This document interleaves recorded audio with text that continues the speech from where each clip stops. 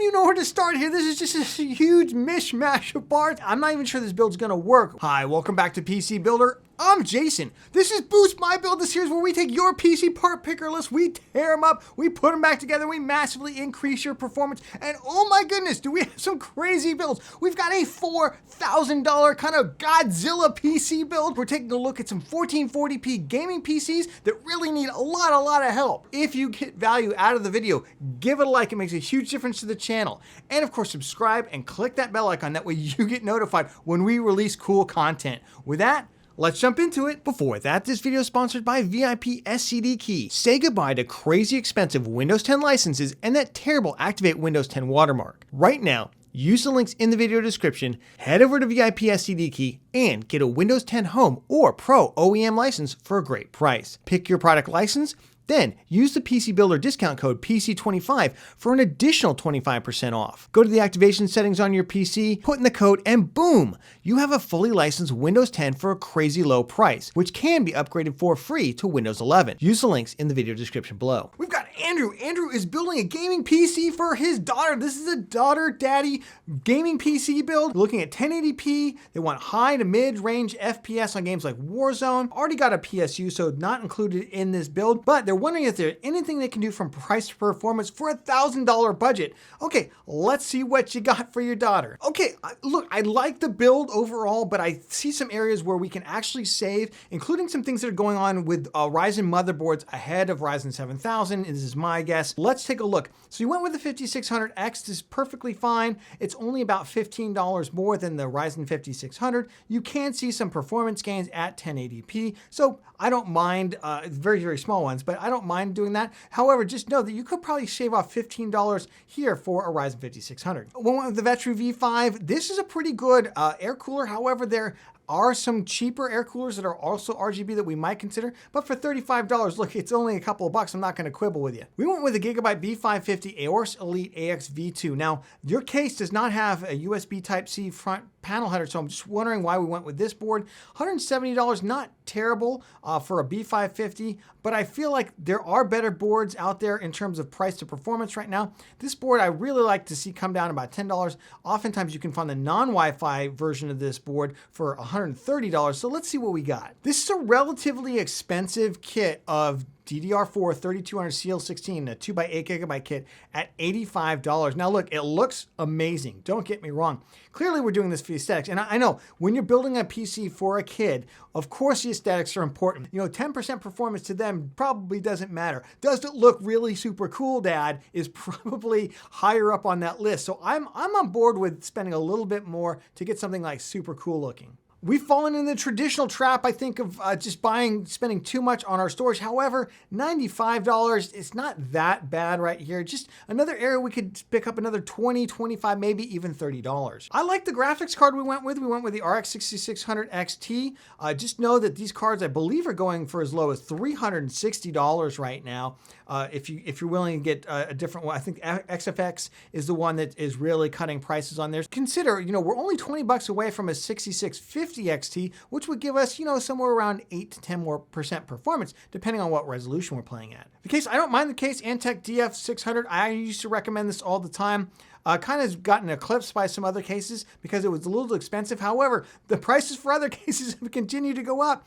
And this one's relatively stayed the same. So it's actually come back to be not a bad value right now. I believe it comes with 5 total fans, the 3 ARGB in the front. It comes with this fan down here where I don't even know why. And then it comes with a rear fan exhaust. The other 2 fans here are non-RGB. So listen, for $1,060, look, I get it. You're already over your budget of $1,000. You're like, could I get some more performance out of this? I feel like we could get some more performance and we can hit your budget. All right, I call this $1,000 Ultramax 1080p gaming PC because it is gonna be Ultramax for you. Now let's see what I did. Mostly what I did, honestly, is I just cut costs and I found parts that are equivalent to what you were looking for so that we could get a better graphics card. Focused on not only getting us under budget, but getting an RX 6650 XT. Now listen, if you wanted an RTX 3060 instead, you could certainly do that for about the same price. However, the 6650 XT has more performance than the 3060 rasterization for the kind of games that you're gonna be playing.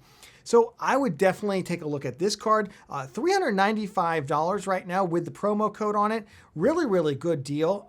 XFX 3-fan card, nice card. I stuck it out with a 5600X. I did try and trim down. I went with a 5600, try and trim down some other things to see if we could get to a 6700 XT. I couldn't quite get there. You're gonna have to invest a little bit more money if you did want to get to a 6700 XT, but I wanted to get you under that budget. So I opted instead to stay with the 5600X because it does give you a slight bit more performance. And in the future, when you do go to upgrade your GPU, you may see the difference. For the cooler, I just went out and got the id Cooling SE214 XT. This is a cooler that I'm super excited about. This comes black. It's black RGB, very similar to the Vetru V5 in terms of overall performance. A Vetru probably a little bit more performance than this, but honestly, for a 5600X, you don't need a ton of cooling. So this is gonna do you just fine, and it's $19. For the motherboard, right now, for whatever reason, Gigabyte is cutting prices on all of their motherboards through rebates. And one of the motherboards that they're really cutting is the Gigabyte X570 Aorus Elite. You're like, Jason, I thought you said not to get X570 for gaming. Generally, that's the case because X570 is generally more expensive for gaming. But for whatever reason, Gigabyte, it seems like they're trying to liquidate the remaining stock of X570 motherboards. Maybe I'm wrong about that.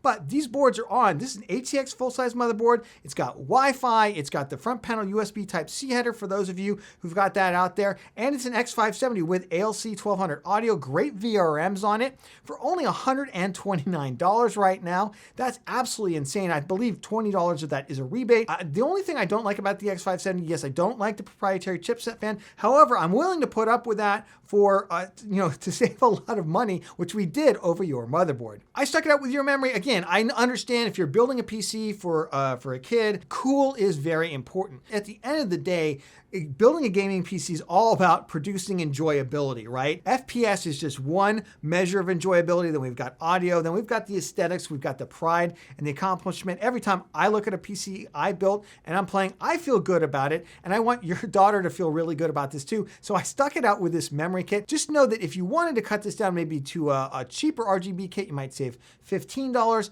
Or if you want to chop it all the way down to a non-RGB kit, you might save as much as, almost $35 on it. It might get you closer to that 6700 XT if you want to go that route. I did, however, cut down the drive. There's no reason for that more expensive drive. We saved a little bit of money here with a Silicon Power A60. You will never notice a difference. Maybe when you're installing a brand new game for the first time, yeah, it'll take a little longer every once in a blue moon, but you're not going to notice it on a day-to-day basis. So for $70 is a much better buy. And then we stuck it out with your case. But for $994, we got you more performance, we preserved the aesthetics, and in fact, we got you, I think, a better class of motherboard in terms of its overall capabilities for a lot cheaper, while upping the graphics card to a 6650 XT, gonna give you about anywhere from 6 to 10% more performance. So I hope you feel like your build is boosted. We've got Warcross. Warcross is going to be their first PC, all right, they've ever built. And they really want someone to take a look at it. Their budget's $1,000.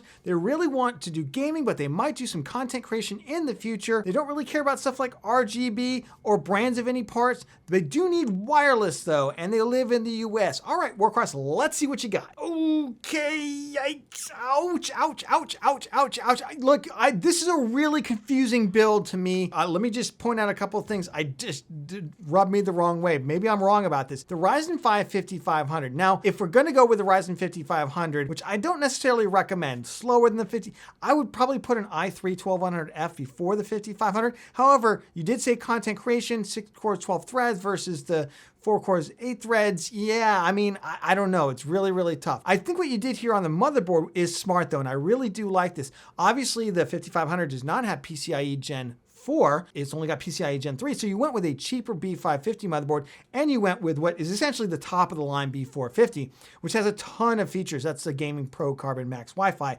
big mouthful. I actually have one of these boards in one of my systems. I really do like it quite a bit. Could use, in my estimation, a little bit more USB rear panel connectivity, but ALC 1220 audio codecs, got great Wi-Fi. The VRMs on this thing are super solid. You put a 5950X on this one day if you really wanted to. So I do like the motherboard solid choice because it's only $129 and you get a feature set of almost like $180 or $200 B550 instead. You said you didn't care about RGB, but I see we're overpaying, in my estimation, for an RGB cooler, $45 here for the Cooler Master Hyper 212. The memory's fine, $62 for a non-RGB kit. Again, a little expensive for my taste. I think we could shave some money here and there, especially since we're already compromising on the CPU. But the graphics cards, RX 6700 XT, I like it. Not going to be the best for content creation. However, if that's just kind of a side gig that you're going to do every so often and that's not your main jam, then I would definitely go for the 6700 XT over something like the 3060 is all you'd be able to afford here. Maybe you might be able to squeeze in a 3060 Ti. A 6700 XT still does better in gaming though, so that's kind of a toss-up in my opinion. Case, I don't mind the Antec NX410. Just know that I believe the rear fan's actually Molex. I don't mind that so much. Other people do because you can't control the speed, but at some point you could always replace it. And honestly, with the way cases are right now, getting a case like this for 70 bucks is good. But I'm going to tell you, this is a terrible power supply. I believe the W1, EVGA W1 is actually on the D or maybe even E tier. This is not a power supply that I would use. Double check me on the PSU cultist list. I don't have it in front of me. I believe that the W1 is lower than C tier rated, and we definitely want C tier or higher for a build like this. I'd actually like to move to B since this is a nicer build. Overall, for $1,073, I know you're already $75 over your budget. I feel like we're leaving some performance on the table. I'm just not sure about the 5500. You haven't quite won me over with your build, even though you did some smart things. Let's see what we can do. All right, I call this the 1000 1440p gaming in style build because we're gonna game in some serious style. But full disclosure right off the bat, the budget here is exactly the same as you had, 1080, because I couldn't both chop off the budget and increase the performance at the same time. And I feel like you're kind of in this weird zone right now where you really need to find that extra 80 bucks in order to up the performance. And I think in the long run, it's gonna get massive benefits. I know I'm often somebody who says, don't future-proof, no, future-proofing bad. In this case, however, I'm gonna go back and I think this is the exception that proves the rule. Let's go through why. First of all, you had the Ryzen 5 5500. We're gonna put in a Ryzen 5 5600 instead. Now, we're gonna have to find another 40 or 50 bucks for the CPU. However, it's gonna get us 10 to 15% more performance on our GPU than the CPU you had, the 5500. Remember the 5500 and the 5600G, they're the same CPU. 5500 just doesn't have the integrated graphics on it. And those are monolithic. That's a different, and they have a half the amount of cache as the 5600 and 5600X, which is the chiplet design versions, and they have double the amount of L3 cache. And that makes a huge difference for gaming. And especially when you're using a graphics card as fast as the 6700 XT, it just makes a lot of sense to get a CPU that's not gonna bottleneck. And I think you're losing 10 to 15% with the 5500. So this is where we're gonna go with the 5600. I went ahead and got a cheaper cooler. I went with the id Cooling SE214 XT. I mean, this thing just came out and I'm really impressed with it so far. For something like the 5600, it's certainly gonna be plenty of cooling for it, and it's a nice RGB cooler, and it's only 20 bucks. I feel like every build on Boost My Build this month is gonna be like, look at this awesome cooler I found. We're gonna go with the Gigabyte X570 Aorus Elite Wi-Fi. I hope the Gigabyte keeps having this motherboard on sale. Normally I say avoid X570, but that's because X570 is typically more expensive. $20 of that is a rebate, so you have to buy it for $149 first, and then you get $20 back. But it's an amazing motherboard. It's got Wi-Fi, which you said you wanted. It's got a great VRM. You can put a 5950X on this, and it's got PCIe Gen 4, which I think is going to be important, not just now, but also in the future as we get more expensive graphics cards. If you're already going 6700 XT now, I'm thinking if you upgrade not next generation, but the generation after at the mid tier, you're probably going to want PCIe Gen 4. So that's another reason to spend a little extra money here.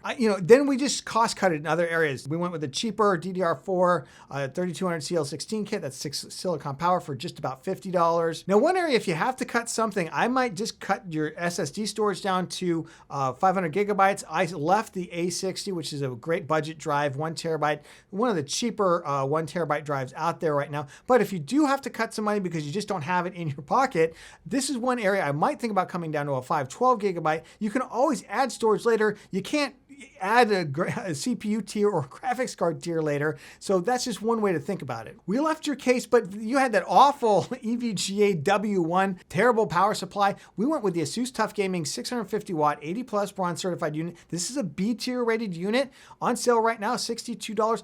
Great pickup, by the way. Absolutely really great pickup. Now, this is not modular or anything exciting like that. Neither was the one you were looking at, but it's going to give you a lot more peace of mind. And we're going to fix that, what I would consider not a great PSU situation. So for $1,080, we're going to get you 10 to 15% more gaming performance on the same GPU that you wanted with Ryzen 5600. We're going to get you some amazing PCIe Gen 4 that's going to help you out when you upgrade in the future to a new graphics card at the mid-tier.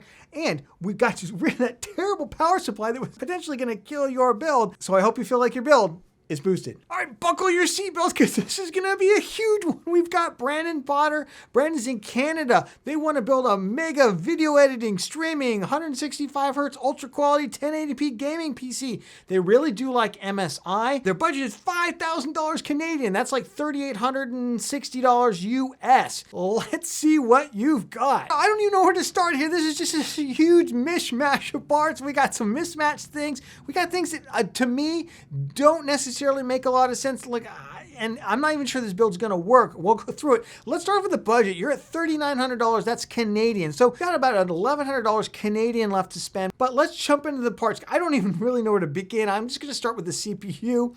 i7-12700. That's perfectly fine. But for the money we're spending, I don't know why we didn't get the K, the unlocked CPU.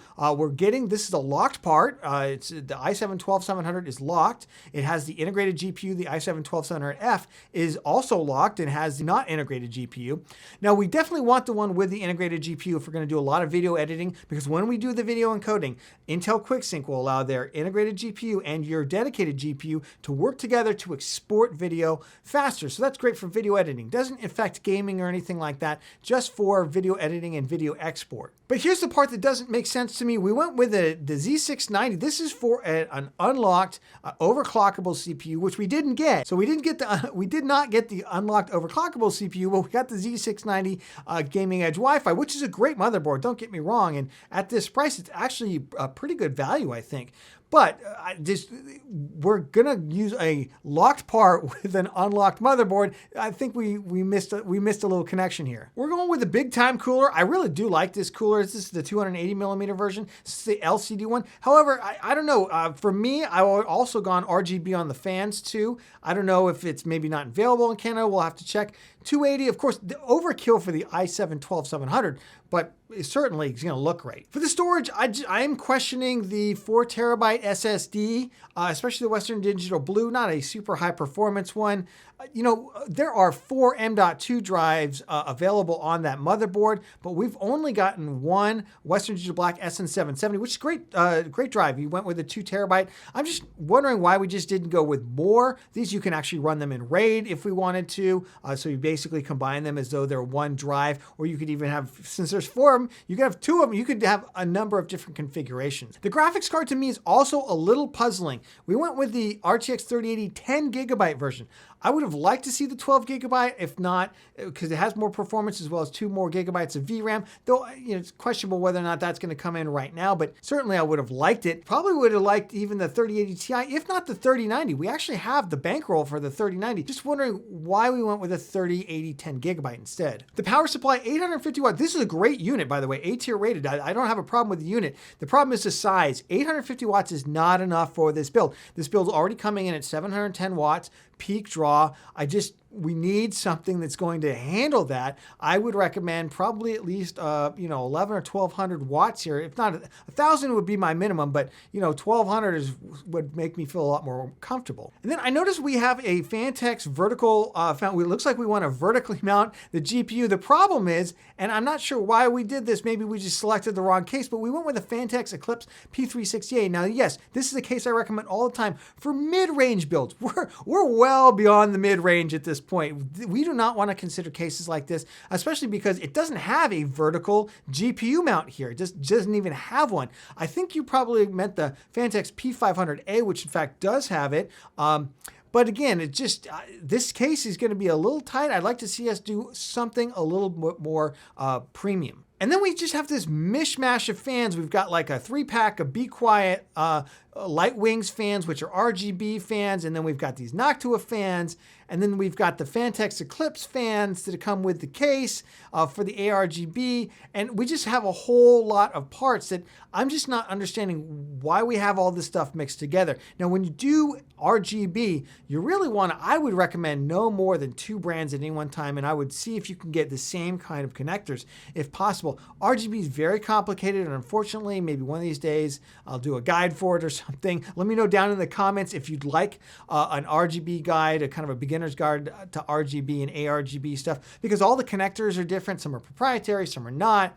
But I would recommend only going with 2 different RGB, ARGB kind of vendors. And then we've just got a bunch of like other things in here that I don't necessarily know that we need. For $3,900, I think we could do a lot better in terms of performance. Let's take a look. All right, I called this the $4,200 Canadian Ultimate Editing and Gaming System because I think this is the ultimate you can build for $4,200 as long as all your parts are MSI. Let's take a look. Starting off, look, it's still kind of an intimidating parts list. I'm not going to lie to you. However, I think we've significantly streamlined the parts list. It's going to make a lot more sense. Let's actually start off with the CPU because we went in and fixed that. We just went with the i7 1200K. There's no reason to go with the locked part on an unlocked motherboard. It just doesn't make any sense. Let's spend a little bit more money and let's get the extra performance. We want the K, we don't want the KF because we're also going to be doing a lot of video export when we do video editing, and the integrated GPU is going to help us export that much faster. Again, doesn't impact gaming whatsoever. It's just when we do video export. I stuck it out with your motherboard. I think this is a great motherboard, the MSI Z690 Gaming Edge Wi-Fi. It looks phenomenal. Again, the price has come down on this board. I really do like it overall. For the cooler, we went with the MSI Core Liquid K360. Now this also has the LCD screen. It's also got a VRM fan in the housing here, and it's got RGB on the fans as well. And it's a 360 millimeter all-in-one liquid cooler, which is great for the i7 1200K. This is going to keep our system nice and cool. We could probably even do some nice overclocking with it as well, and it's going to look amazing with that LCD screen, which is what you really wanted. The memory, I just went ahead and upped the memory to DDR4 3600 CL16. I decided to stay at 32 gigs. You know, if you decide to go with 64, go right ahead. I think 64, 32, you're kind of right on the edge, but this is a great kit. 32 is plenty for video editing. It's plenty for streaming. It's plenty for the kinds of things that you were looking to do. And this is going to be a much faster kit than you were looking at. For storage, we went with 4 of these Western Digital Black SN770s. I think these are absolutely fine drives for what we're looking to do. Could you go a little faster, a little more expensive? Sure, but I wanted to go sheer volume as well. So I wanted 8 terabytes of total storage. I would take the 2 terabyte, one of the 2 terabytes, and use that as my system drive, and then I would probably put the rest maybe in some kind of RAID configuration. You can decide which one that you want to go with. RAID 0 would probably be my guess, but again, I'm sure there's other folks out there in the comments who are even more adept at that kind of stuff than I am. But I wanted to fill up all those M.2s before we even think about SATA storage, and it didn't cost us. It cost us basically like an extra $100 or a little less than $100 Canadian in order to make all of that storage M.2, and we got 2 extra terabytes of it. For the GPU, we spent just a little bit more money, and we got the MSI RTX 3080 12 gigabyte. This is going to be a much faster GPU than you were looking at, and it's got 12 gigabytes of VRAM, which I think is going to be important in the future. Now listen, we could have gotten another brand, and I did look at going up to a 3080 Ti or 3090. You can afford it. However, there seemed to be a little hesitancy here on which GPU were you going to use, so I just bumped us up to 3080 12 gigabyte. Consider the Ti for about $300 more, or the 3090 for, actually quite a bit more, but still within your budget. For the case, we went with a Fantex Eclipse P500A. This is a great case. It comes with the vertical mount that you're looking for, and it comes with 3 really nice ARGB fans pre-installed on it. We don't need all those brackets and stuff that you were looking at. This already comes pre-installed in a nice way. And then I switched out the bracket you have for the one that's specifically recommended for this case by Fantex, which is the PHCBRS FL22. Just use the rated one. So this is going to go ahead and it's actually going to screw in there, and you're just going to take off the existing brackets in the back, vertically mount your GPU, and you're good to go. The thing I do like about this is that on this particular case, it gives you 3 brackets worth, so you're not pressed right up against that glass. Remember, anytime you vertically mount a GPU, the closer you are to the glass, the lower the airflow going into that car, the harder those fans have to work to pull in air, and your temps are going to come up a little bit. Now, with the unit that we've got, the 3080 Ti, with all the airflow that we've got going on this, I'm not really that worried about it, but it is nice that in the Fantex case, you're going to get a little bit more clearance in the front of the case. For the power supply, I would feel much better with a 1200 watt unit. Once you get up over 1,000, it's typically, you can kiss gold and bronze and all that goodbye. You're usually in a platinum and titanium territory. Honestly, the 80 plus gold, the 80 plus rating of it, the platinum rating, doesn't really make a bit of difference. It's just tiny little variations basically on the existing efficiency. What we're really looking for is a quality unit, and the HX 1200 is definitely a quality unit. So for $4,265 Canadian, we're gonna get you an absolute beast of a gaming and video editing and streaming system. With the way we've streamlined the overall build, we've increased the storage, we've increased the GPU, we've increased the CPU as well, and we've blinged out your RGB and simplified it. I hope you feel like your build is boosted. Thank you for joining us on this month's Boost My Build. What did you think of the builds? Tell me what you thought about the crazy $4,000 build down in the comments. And remember, if you got value of the video, give it a like. It makes a huge difference to the channel. And of course, subscribe and click that bell icon. That way you get notified when we release cool content. And if you missed episode 1 earlier this month, or any of the other Boost My Build episodes, I'm gonna put them all right here, the whole playlist. Check it out. It's a lot of fun. Grab your popcorn, and we'll catch you on the next one.